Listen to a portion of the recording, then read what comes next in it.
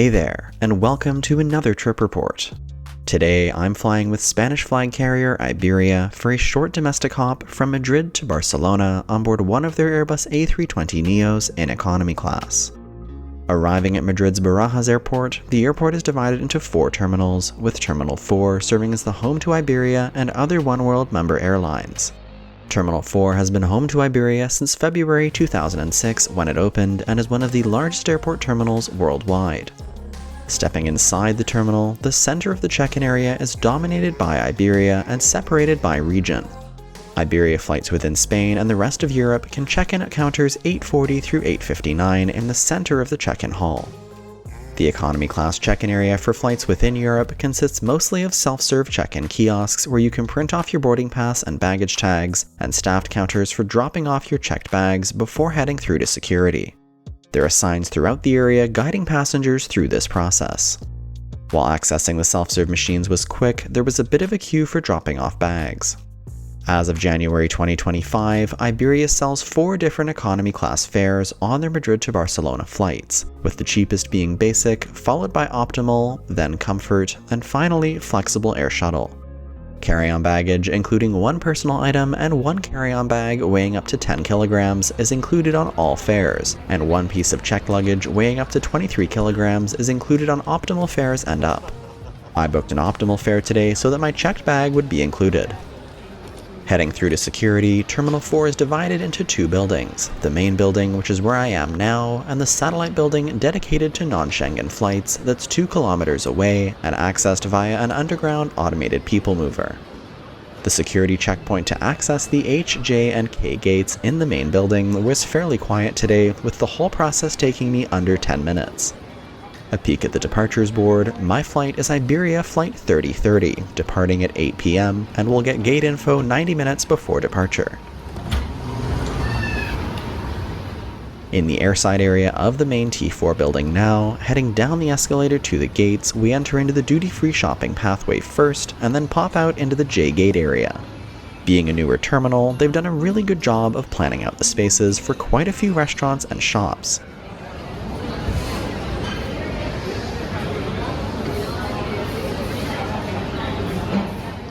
The overall structure design is very unique, with a canopy-style roof throughout both the pre-security and post-security areas. The walls are constructed almost entirely of glass panels, allowing in tons of natural light, and the tall ceilings help make it feel open and spacious.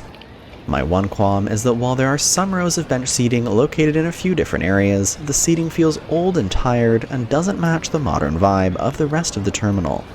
Nonetheless, there was ample space for me to settle down and wait for my flight. My flight's using gate J52 today, which is near the exit from security, so I didn't have far to walk. Iberia boards their aircraft by assigned boarding groups 1 through 4, with Group 1 for Iberia Plus Infinita, Platino, and Oro members, Iberia Singular, Oneworld Emerald and Sapphire members, and business class customers. Group 2 for Iberia Plus Plata members, Oneworld Ruby, and passengers on a Comfort or Flexible Air Shuttle fare. Group 3 for passengers on an Optimal fare, and Group 4 for everybody else. After a quick boarding pass scan and ID check, we're heading down to the aircraft.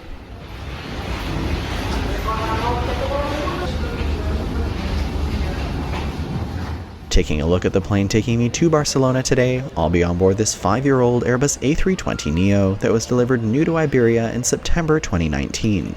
Iberia operates an all-Airbus fleet with Airbus A319s, 20s, and 21s comprising their short-range fleet, and A321XLRs, A330s, and A350s used for their long-haul operations. As of January 2025, they have 17 A320neos, the newer version of the popular A320 series, operating them on their routes across Europe. Stepping on board, we enter into the business class cabin first to find that, like many other European airlines, Iberia uses the same seats in business class and economy class for their short-haul flights, with a movable partition between the different sections. In business, the only difference is that the middle seat in the row of 3 is blocked, which allows the airline to easily adjust the size of each cabin depending on demand. On our flight today, the first 3 rows are business class, followed by 3 rows of economy XL seats, then 5 rows of standard economy class seats, another 5 rows of XL seats after the mid-cabin emergency exit, and then 15 more rows of standard seats to the back. My seat for today is quite a ways towards the rear, seat 26A, which is a standard window seat on the left side of the plane. When it comes to seat selection on Iberia flights within Europe, basic fares are subject to random assignment, whereas on an optimal fare you can select for free when you check in online 24 hours in advance. Comfort fares and up include anytime selection of the XL seats free of charge. Getting a look at the seats, for an airline with such vibrant colors in their logo, the interior of this relatively new A320neo is not exactly what I would call exciting. Grey leather seat backs with only a pop of red in the headrest cloth at the top of the seat. The standard economy class seats are super slimline with no protruding headrest and no recline capability. In terms of space in the seat, it's quite tight with only an inch or two of space for my knees. These aircraft pack in 186 seats in a 3-3 layout, with all the seats on board having the same width and raisable armrests between the seats. For baggage storage at the seat, there's room in the overhead bins, though they aren't super large on this aircraft type, and there's also space under the seat in front of me where I had no issue fitting my large backpack, though there is a rather large electrical box occupying part of the space for the middle seat. That electrical box, though, does have a good use, as all the seats on board are equipped with USB-A ports for charging your devices. I would call that a worthy sacrifice, but unfortunately there are no AC power outlets on board.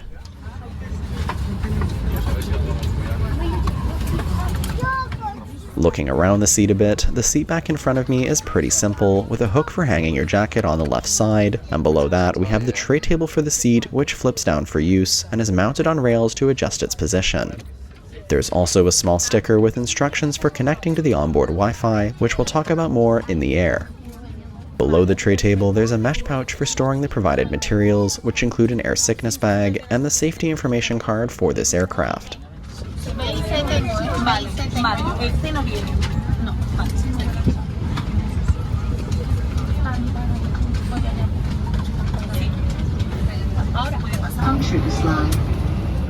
Looking at the overhead panel above the seat, here we have personal reading lights, personal air vents, and attendant call buttons for the row.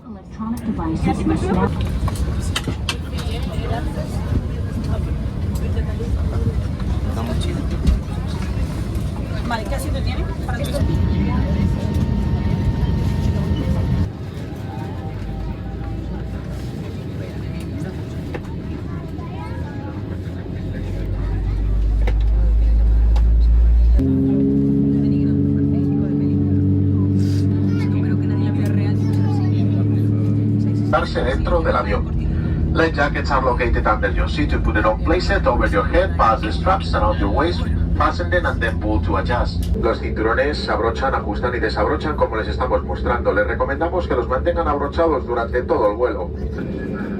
Cabin crew, this is for takeoff.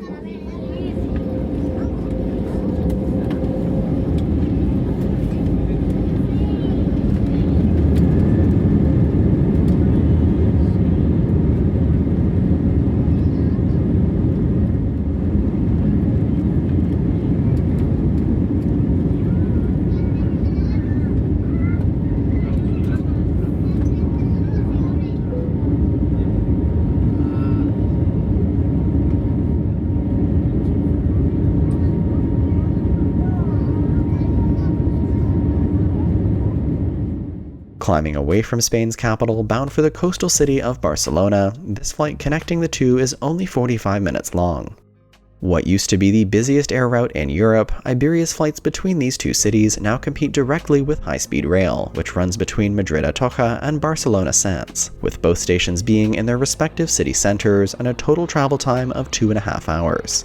That's pretty stiff competition for the airlines operating this route when you take into account the time to check in, clear security, and travel between each airport and its city center. Getting out my laptop to do some work, it's tight using a 15-inch laptop in these seats, but doable since the seats have no recline and there's no threat of your screen getting crushed. There is Wi-Fi available on board these aircraft, though it is a paid service. To connect, you join the Iberia Wi-Fi network and follow prompts to the Wi-Fi homepage.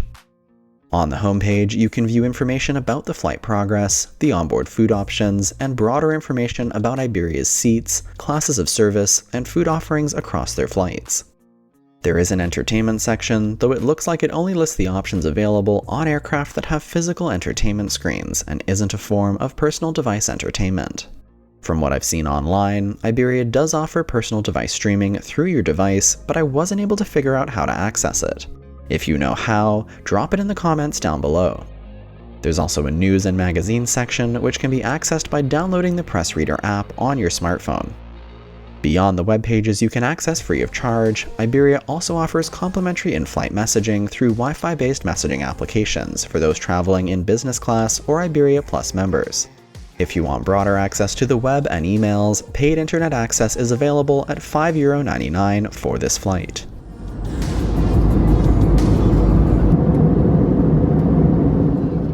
In terms of service on board, on this flight, coffee, tea, and other beverages are available for purchase, but nothing is offered complimentary. We didn't spend long at our cruising altitude before beginning our descent towards Barcelona with some awesome sunset views.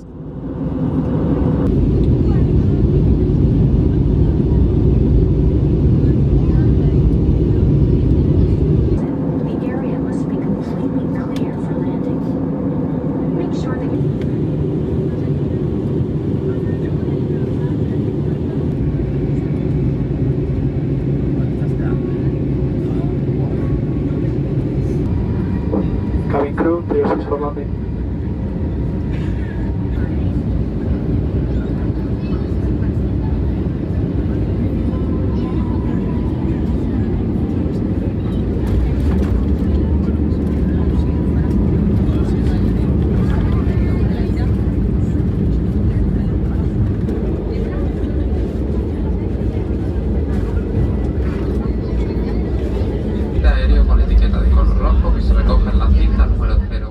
After touching down in Barcelona, we're parking at Terminal 1. Barcelona's El Prat Airport is divided into two main terminals, T1 and T2, with Terminal 2 predominantly used by low-cost carriers.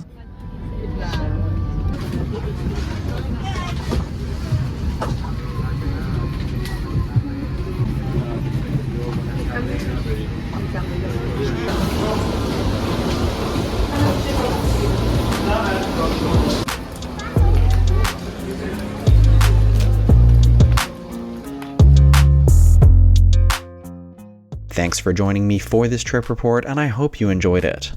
Now for some comments on the experience overall. Iberia offers a quick and convenient service between Spain's two largest cities, with a wheels up to wheels down time of just over 40 minutes. But how does it compare to other transportation options for getting between these two cities? High-speed rail has become a popular and hassle-free option, and the ticket prices are similar to flying, which makes it even more attractive. While this flight is super useful for those arriving from other destinations and connecting onwards between Madrid and Barcelona, if you're simply looking to travel between the two cities with no strings attached, then I would say that the train is likely the more efficient option.